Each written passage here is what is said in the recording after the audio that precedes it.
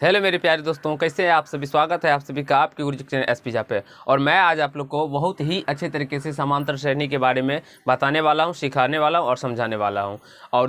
और ये मेरा पार्ट 1 होगा। मैंने आप लोग को बहुत ही अच्छी तरीके से पिछले पार्ट्सों को बहुत ही अच्छे तरीके से बताया हूँ, सिखाया हूँ, समझाया हूँ। अगर वो पार्ट्स अगर आप लोग नहीं देखे हैं तो इस वीडियो के डिस्क्रिप्शन में उसका लिंक मिल जाएगा, उसको भी देखिए और बहुत ही अच्छे तरीके से समझने का प्रयास कीजिए। आज हम लोग समांतर श्रेणी को पढ़ेंगे और बहुत ही उसे अच्छी तरीके से समझने का प्रयास करेंगे। देखिए, सबसे पहले अगर हम बात करें समांतर श्रेणी, यानी कि इसे अगर हम लोग इंग्लिश में अर्थमेटिक प्रोग्रेशन कहते हैं, इसे समझने के लिए हमें कुछ कुछ बेसिक कंसेप्ट यानी कि कुछ कुछ अलग से भी बात करें, कुछ अतिरिक्त पदों को भी सीखना होगा। जैसे कि अगर बात करें, अगर हम भाग सीखते हैं तो भाग सीखने से पहले हमें जोड़, घटाव, गुना भी सीखना पड़ता है। उसी लिए हम लोग को समांतर श्रेणी पढ़ने से पहले, सीखने से पहले, सारे कंसेप्ट को सीखने से पहले उसमें हमें अनुक्रम, श्रेणी क्या होता है, ये सभी को जानना होता है। तो चलिए हम इसको जान लेते हैं। और जान के अगर आप लोग ये जान लीजिएगा तो आपका एक कंसेप्ट बन जाएगा, जिससे कि आपको समझने में फिर कहीं कोई दिक्कत या समस्या नहीं होगी।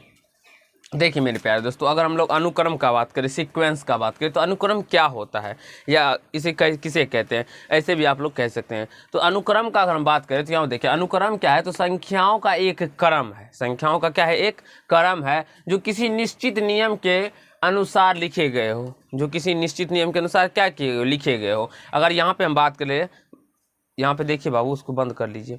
अगर हम यहाँ पे बात करें तो जैसे कि 1 है, 3 है, 5 है, 7 है, 9 है, तो इसमें अगर हम बात करें तो ये एक निश्चित नियम के अनुसार क्या हो बढ़ता जा रहा है। तो यहाँ पे पहले 2 हुआ, फिर 2 हुआ, फिर 2 हुआ, फिर 2 प्लस में 2 किया गया, डैश डैश डैश।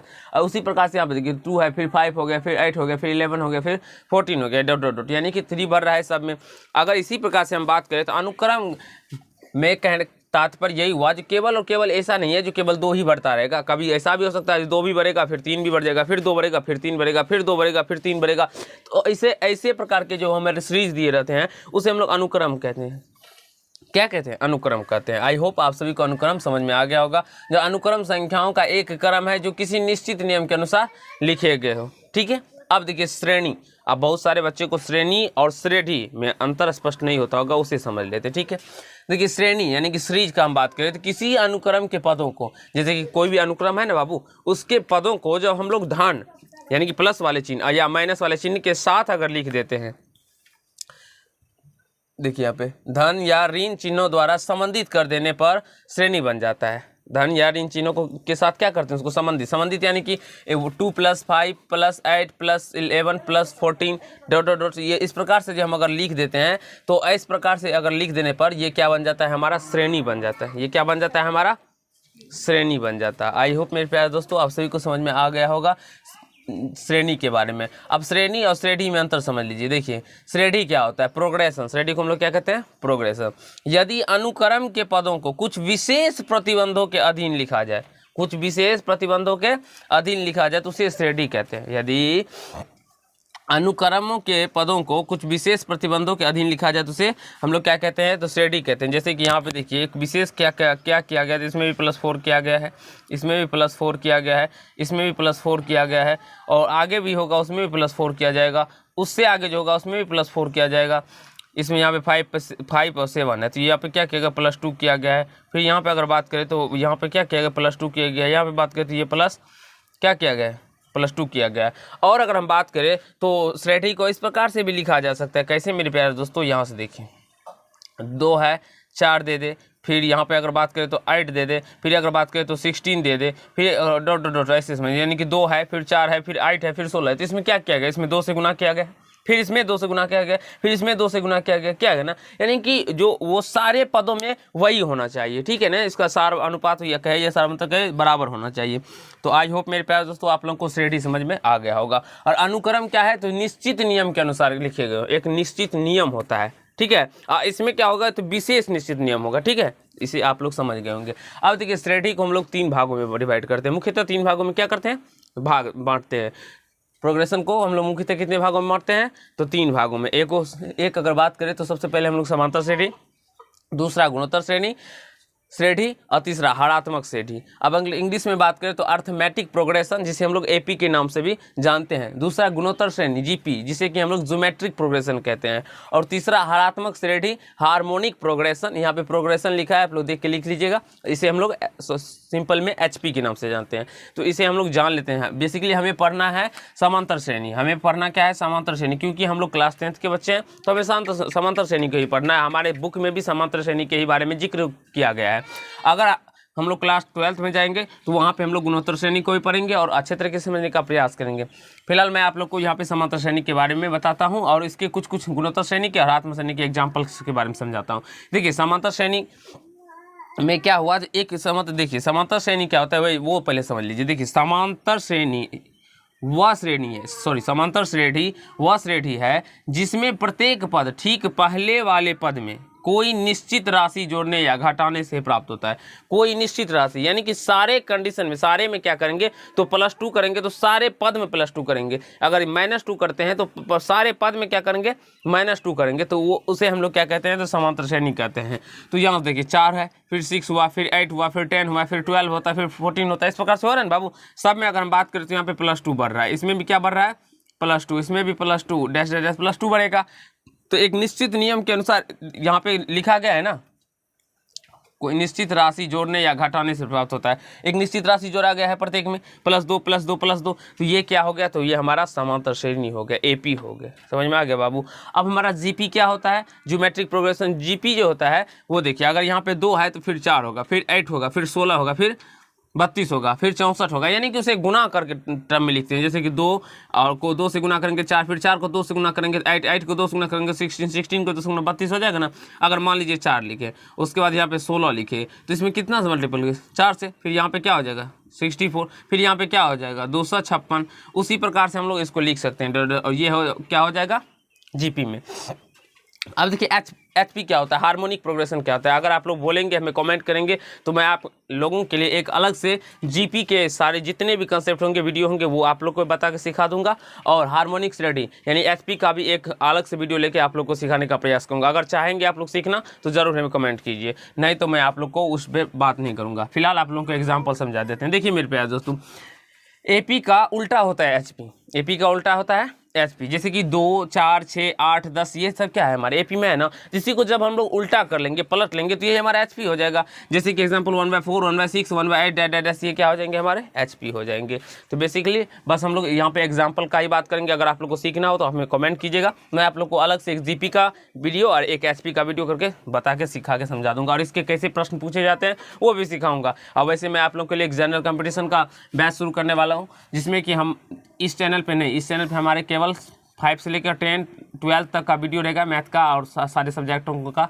यहाँ पे अगर हम बात करें जनरल कंपटीशन का, जिसमें कि एसपी झा के नाम से ही होगा, एसपी झा, लेकिन उसमें मैथ्स रहेगा, एसपी झा मैथ्स। इस चैनल से आप लोग जुड़ सकते हैं। फिलहाल अभी नहीं बना है, कुछ दिन के अंदर आप लोगों के लिए बन के रेडी हो जाएगा, जिसमें कि आपको जनरल कंपटीशन का मैथ का वीडियो मिलेगा। चलिए यहाँ पे समझते हैं। और वहाँ पे भी मैं आप लोग को समांतर श्रेणी के बारे में पढ़ाऊंगा, जिसमें कि हम लोग ये सब नहीं पढ़ेंगे, क्योंकि जब हम लोग जनरल कंपटीशन के क्लास में जाएंगे तो ये हमारे परिभाषा बच्चों वाला काम नहीं रहेगा, क्योंकि हम एक स्टैंडर्ड क्लास में चले जाते हैं।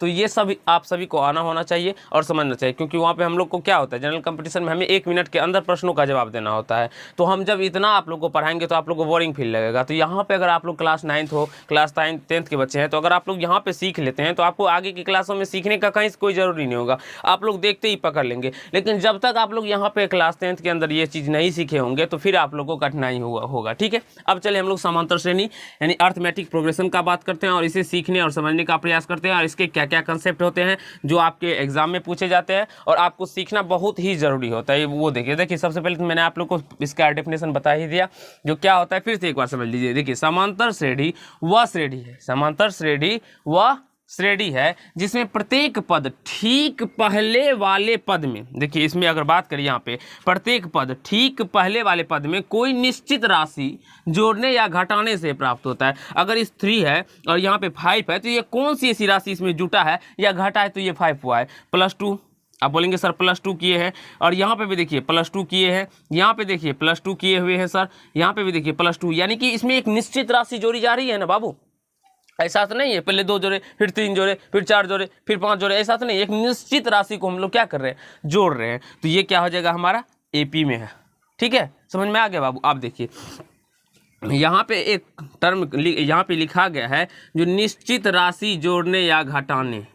अच्छा मेरे प्यारे दोस्तों, आप लोग बताएंगे यहाँ पे निश्चित राशि जो है, ये निश्चित राशि जो है, ये निश्चित राशि क्या है मेरे प्यारे दोस्तों? एपी में इस निश्चित राशि को हम लोग क्या कहते हैं, तो सार्व अंतर कहते हैं, या इसे हम लोग पदांतर कहते हैं। सार्व अंतर कहते हैं या हम लोग पदांतर कहते हैं। देखिए निश्चित राशि को एपी का सार्वंतर या पदांतर कहते हैं। अब देखिए सार्व अंतर यानी कि सबों के बीच का अंतर, यानी कि जितने भी टर्म दिए होंगे ना उसके बीच के जो अंतर होंगे उसे हम लोग सार्व अंतर कहते हैं। तो यहाँ पे अगर मान लीजिए 3 से 5 हो गया, 5 से 7 हो गया, 7 से 9 हो गया, 9 से 11 हो गया, तो इसके बीच का अंतर कितना है, 2 है। तो यही हमारा सार्व अंतर हो जाएगा। और इसे हम लोग स्मॉल डी से सूचित करते हैं। इसे हम लोग किससे सूचित करते हैं, देख लीजिए यहाँ पे देखिए। सार्व अंतर को हम लोग इंग्लिश में क्या कहते हैं, कॉमन डिफरेंस कहते हैं। और जब हम लोग गुणोत्तर श्रेणी पढ़ेंगे तो उसमें हम लोग को सार्व अनुपात कहा जाता है, जिसे कि हम लोग आर से सूचित करते हैं। ठीक है, तो दोनों में बहुत ज़्यादा अंतर है, वो आप लोग को समझना होगा जब आप लोग पढ़ेंगे। तो सार्व अंतर कॉमन डिफरेंस होता है या पदांतर। आप पदांतर को समझ लीजिए। पदांतर का मतलब हुआ पदों में अंतर, यानी कि प्रत्येक पद में कितना का अंतर है वो देखिए, वही बात हुआ। तो यहाँ पे 3 है, यहाँ पे 5 है, 2 का अंतर है, यहाँ पे 5 है, यहाँ पे 7 है, 2 का अंतर है, तो वही हमारा डी हो जाता है। इसे स्मॉल डी से सूचित किया जाता है। आप लोग देख सकते हैं डी = 2 हो गया। ठीक है मेरे प्यारे दोस्तों, समझ में आ गया। यानी कि ये डी जो हो गया ये सार्वंतर हो गया। कोई भी श्रेणी दिया रहे तो उससे पूछा जाए, अगर आप श्रेणी दिया जाए और पूछा जाए आप लोगों से क्या उसमें डी कितना है या सार्वंतर क्या है या कौन सी ऐसी निश्चित राशि है जो प्रत्येक में जोड़ा गया या घटाया गया है, तो वो आप लोग डी को निकाल के बता सकते हैं। जैसे कि अगर हम बात ही करें यहाँ पे तो 8 है, यहाँ पे फिर 12 हो गया, फिर 16 हो गया, फिर 20 हो गया, फिर 24 हो गया। तो ये प्रत्येक में कितना बढ़ रहा है, अगर बात करेंगे तो यहाँ पे 4 बढ़ा, फिर यहाँ पे भी 4, यहाँ पे भी 4, यहाँ पे डी कॉमन क्या हो जाएगा, सार्वंतर कितना हो जाएगा, 4 हो जाएगा। आई होप मेरे प्यारे दोस्तों आप सभी को बहुत ही अच्छी तरीके से समझ में आ गया होगा और कहीं से कोई दिक्कत नहीं हुआ होगा। आशा है आप लोगों को ये पार्ट्स अच्छे लगे होंगे। दूसरे पार्ट्स में हम लोग क्या करेंगे, तो सार्व अंतर कैसे निकालते हैं, इसके क्या फॉर्मूला होते हैं, TN क्या होता है, उसको हम डिटेल में जानेंगे। a+n-1 d × d ये आता कहाँ से है वो बताएंगे आप लोग को। अब वो सारे सिखाएंगे। और AP का अगर मान लीजिए 3 पद हमें निकालना हो तो हम क्या मानेंगे, कैसे a - d a और a+d ही क्यों माने, क्यों नहीं माने, वो सारे बातों को हम डिटेल में आप लोगों को बताएंगे, सिखाएंगे, समझाने का प्रयास करेंगे। अगर ये पार्ट आप लोग को अच्छा लगा होगा तो वीडियो को लाइक करके कमेंट कीजिएगा, शेयर कीजिएगा। चैनल पर नए होंगे तो चैनल को सब्सक्राइब करके बेल आइकन को प्रेस कर लीजिएगा, जिससे मेरे हर एक वीडियो का नोटिफिकेशन आप तक पहुंचता रहे। तो धन्यवाद दोस्तों, आज के पार्ट में इतना ही।